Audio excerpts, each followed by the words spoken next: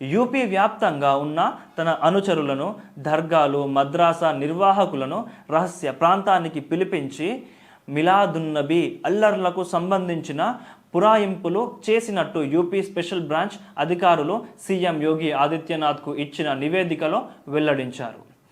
ఏ వయసు వారిని ఎంపిక చేసుకోవాలి, ఊరేగింపులో ఎవరిని ముందు పెట్టాలి, జనసమ్మర్దం గల ప్రాంతాలను, పోలీసులు గస్తీ అంతంత మాత్రం ఉండే ఏరియాలను, ఇంకా గల్లీలను ముందే గుర్తించి పెద్ద ఎత్తున వాహనాలు పార్కింగ్ ఉన్న చోటు దాడి మొదలు పెట్టాలని ప్రణాళిక రచించినట్టు దర్యాప్తులో తేలడంతో అధికారులు మరింత లోతైన విచారణ మొదలుపెట్టారు.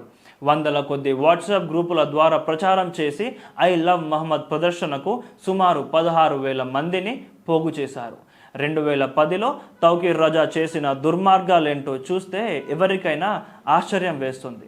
అప్పటి ప్రభుత్వాలు రజా అరాచకాలను నియంత్రించకపోవడమే కాదు, నమోదైన కేసుల విచారణ సైతం చేపట్టలేదు.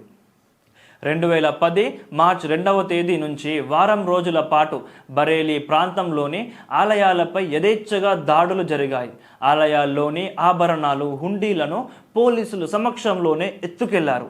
ఈ అల్లర్లలో తౌకీర్ రజాకు ప్రత్యక్ష ప్రమేయం ఉందని పోలీసులు గుర్తించినప్పటికీ ప్రభుత్వం వారించడంతో అరెస్టు చేయలేదు.